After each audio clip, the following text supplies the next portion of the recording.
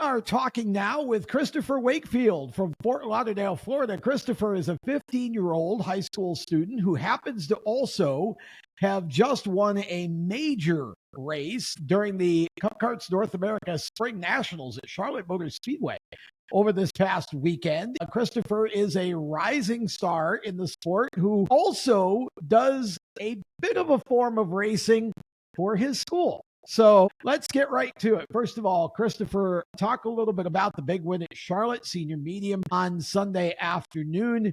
Spring Nats are a huge event, and racing at Charlotte Motor Speedway, I'm sure, is huge. Just talk a little bit about what that was about, because that was a great race between about three of you right to the end.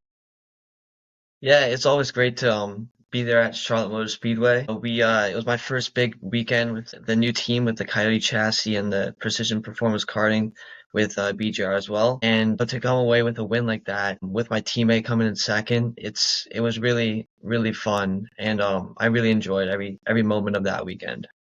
For those who aren't real familiar with the type of karting that you do, the sprint kart type of karting, can you talk a little bit about what that's about and the type of courses and all of that, and the carts, the motors? Just give us a minute of kind of what all that's about.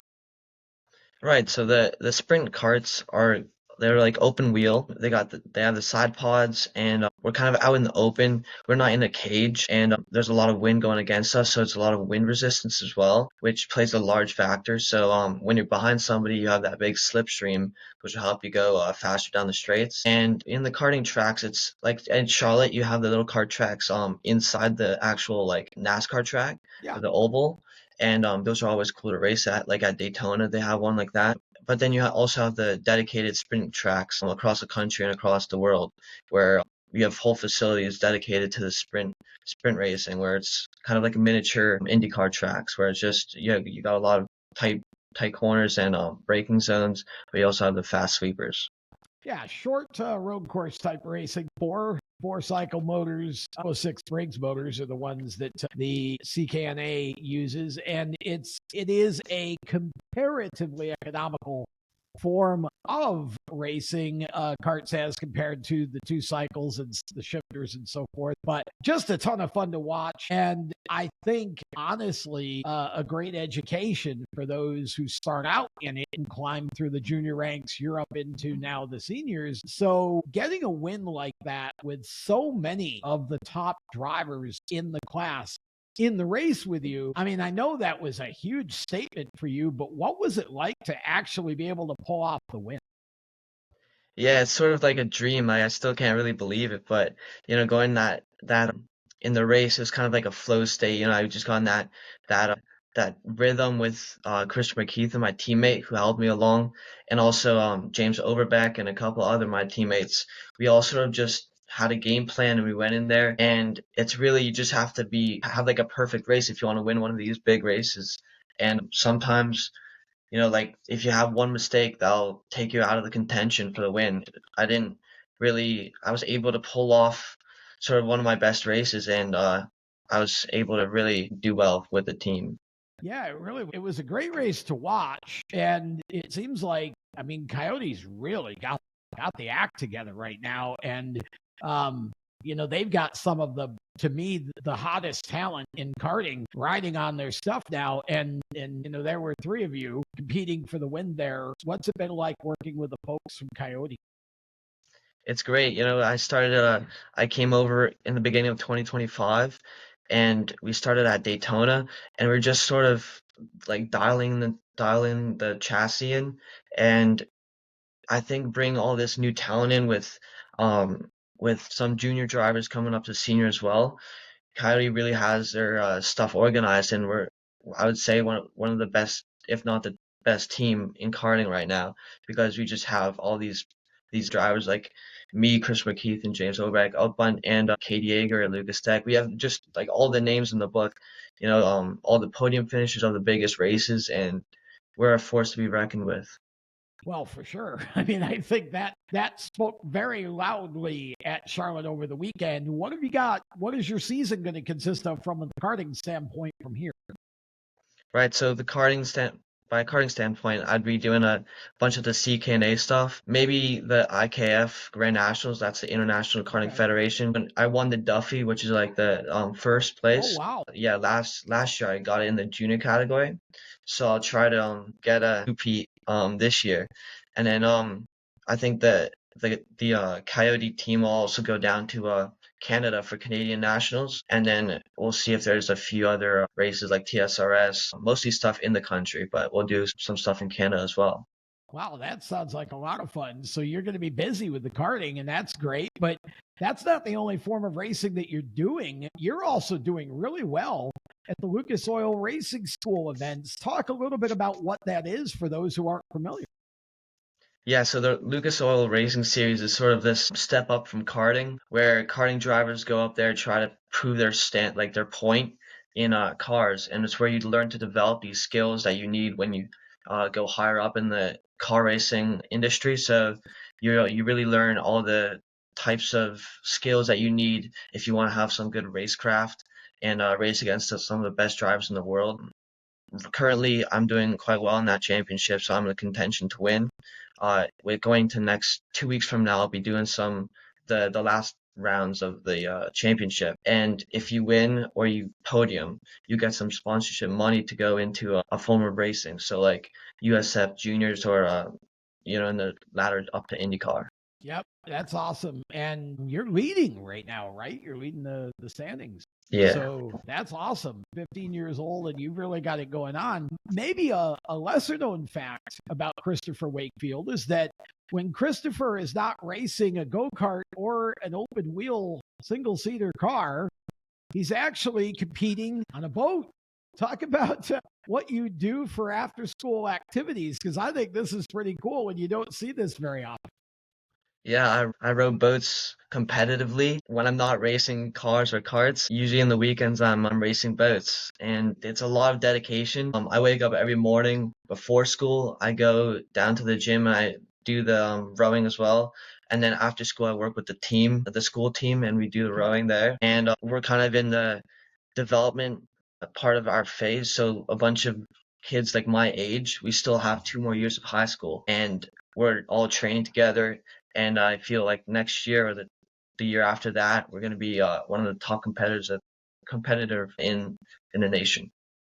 Well, now how did you get into that? Because that's not something that everybody gets the chance to do. Obviously, you're in an area where they feature it, but what made you decide to do that and talk about what that is? Is there anything from that other than maybe the physical conditioning that is actually translatable to what you do at or on the track? Yeah, so I started a couple years ago in sixth grade, and it teaches you about like dedication and kind of getting into that even when you're in so much like physical pain. It teaches you to get into that flow state, and you really have to concentrate on that one thing. And it's just doing your job pretty like well and smooth.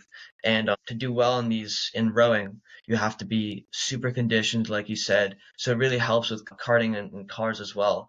It conditions me really well, and it also just keeps my concentration. So even when I'm in the most painful scenarios, I guess I've learned to keep my concentration, keep that like flow state where you just have to do your own race and then it'll come back up to you.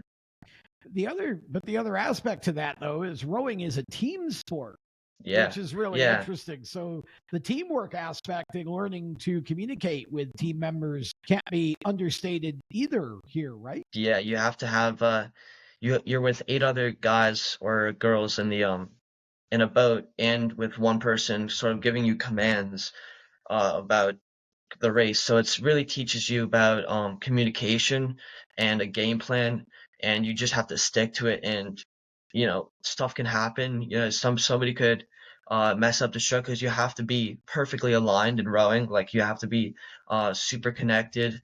And if somebody goes and puts their blade in the water half second before you do, you'll go a lot slower because it's not all connected. So it really teaches you about communication and just that mind connection, sort of being able to read other people's minds, which helps a lot in racing as well. Yeah, it's crazy. It sounds like a lot of fun too. I mean, that's a Yeah. neat opportunity for you. Okay, what's your goal in motorsports? Where are you trying to get to with your racing? I'm trying to climb up the ladder right now, so moving up to this is like the transition year, so moving up to cars with this Lucas Oil series, I'm going to be trying to win that and then get some sponsorship money to go into cars. So, but like USF 2000s, USF juniors, and then Okay. hopefully going up to the Indy road. Okay. Um, So ultimately, your goal is IndyCar. yeah. That's awesome. Yeah, it's obviously that I think for every young American who is in your form of karting, I think it's either F1 or Indy, and it seems much more obtainable to reach the Indy peak than the F1 peak. But both are obviously great goals to have. So when you're not racing and you're not rowing, what are you all about?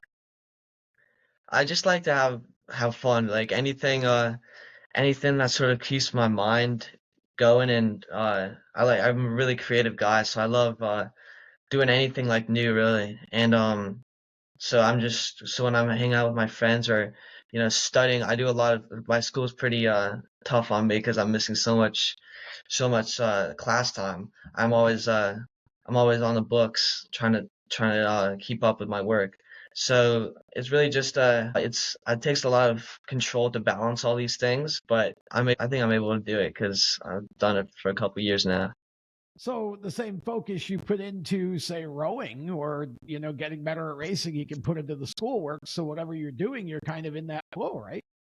Yeah, everything I do sort of teaches me one aspect of life, and whether it be rowing or car racing, everything sort of just or like studying. You have to do a lot of data analysis for cars to make sure you're on point with the braking zones. Um, it really all sort of contributes to the success you're going to get in cars, and yeah. That's fun. Well, I know you can't do all this by yourself, Christopher. So tell us Uh, who helped you make it happen, who you want to thank. Yeah, my family has definitely been the biggest part of it. They support me my whole life. Even when I like started, I'm just going to the track after school and just doing laps. That's basically what drove me to my success so far. And also the team Coyote, the Coyote chassis, they've put a lot of trust into me with this new year coming up. We uh we've already had a bit of success in Charlotte, and we're looking Yeah. to do more of that in the PPK team and also Lawson Motors in the engines, and also Tremec as a big sponsor for me. So yes, Well, Christopher, it's great to catch up with you and learn a little bit more about you. Congratulations on a huge win at the thank CKNA you, Spring Nats in Charlotte. I know that was a great way to start the season, and we wish you the best in all of your racing endeavors in 2025. thank you for having me.